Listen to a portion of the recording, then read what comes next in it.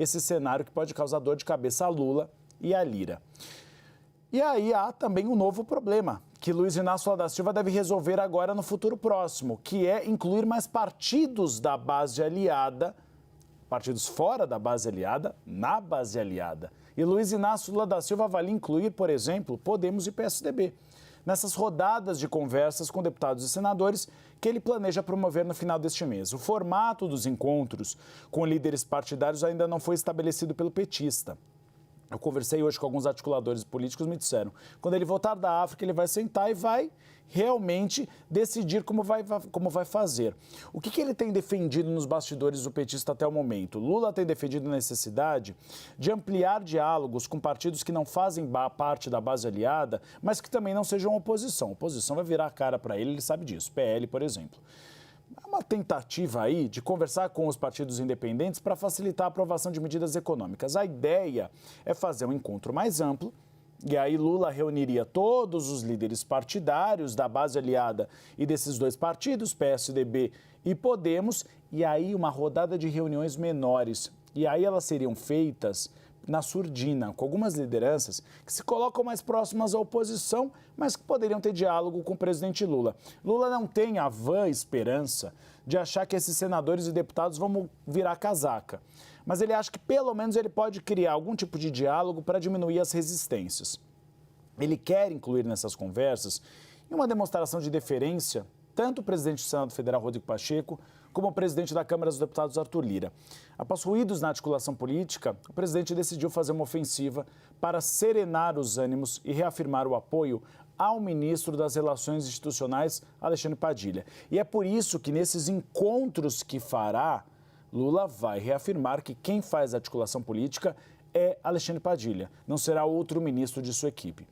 Na semana passada, Lula ofereceu a Lira diálogo direto, como disse a Jussara Soares, por meio do telefone celular do seu ajudante de ordens. O presidente não tem telefone celular. Sobre assuntos institucionais, o canal combinado com Lira é o ministro da Casa Civil, Rui Costa, já que o deputado federal tem resistências a Alexandre Padilha. E aí eu vou chamar a Jussara Soares para a gente discutir esse tema um pouco melhor, a questão principalmente dessa tentativa de inclusão do PSDB e do Podemos. São dois partidos que, de uma certa forma, nos bastidores, alguns indicam apoio ao Palácio do Planalto, principalmente no Norte e Nordeste, e outros viram a cara, são resistentes. Você acha, Jussara, que Lula consegue, como Ciro Gomes dizia, o encantador de serpentes, ele consegue encantar até aqueles que estão independentes? Exatamente. E também esses partidos podem fazer como alguns já têm feito, né? A gente vê ali alguns partidos que estão no governo e diz, não, mas somos independentes, são situações ali, é uma decisão pessoal. E a gente sabe que não é, né? Porque está ali na cota, ele só não quer entrar de cabeça no governo, colocar a camisa e aí fica mais difícil. O PSDB, que tem planos ali, tenta se restabelecer como uma força política como adversário do PT, pode ser um pouco mais difícil. Mas, diante da polarização, o PSDB ficou escanteado disso, né, Uribe? Então, aí é uma decisão que realmente vai passar pelo partido, depende aí do futuro. O que eles estão pensando para 2026?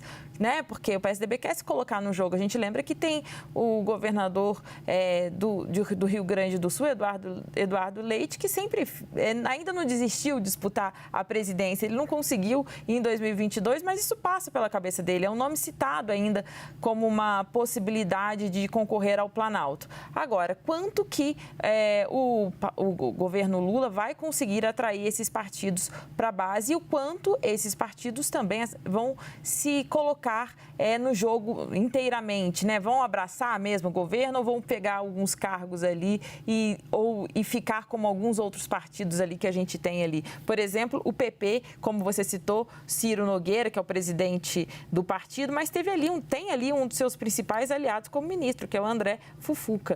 E aí ele depois fica com um discurso, não, é uma questão individual, não tem nada a ver com o partido. E aí fica fazendo esse jogo duplo. Sou governo, mas nem tanto. Sou oposição, mas nem tanto. Vamos ver se esse vai ser o caminho dessas duas legendas, Uribe. Pedro Duran, diretamente de São Paulo, que era apelidada de Tucanistão, né, Pedro Duran? E a gente viu o PSDB minguando. Perdeu, no momento, o governo de São Paulo, o PSD de Gilberto Kassab e o republicano de Marcos Pereira avançaram. está no divã o partido. O partido avalia lançar uma candidatura própria em 2026. Tem uma ala que acha que tem que fazer oposição já e começar a construir um discurso. Tem uma outra ala que acha, vamos ver como vai jogar o jogo, e o PSDB vê como se posicionar.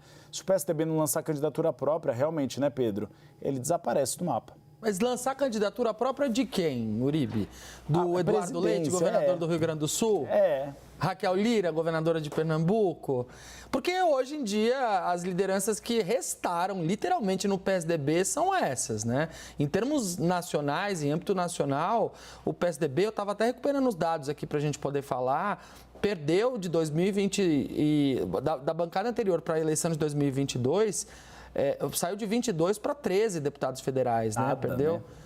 Perdeu bastante gente. Aqui na cidade de São Paulo, o PSDB que governou a cidade com Serra, enfim, teve uma história política importante. Dória ganhou no primeiro turno usando a legenda do PSDB. Tá um barata voa. Os vereadores, 8 vereadores da bancada já estão com o destino carimbado para, na janela partidária, sair para outro lugar.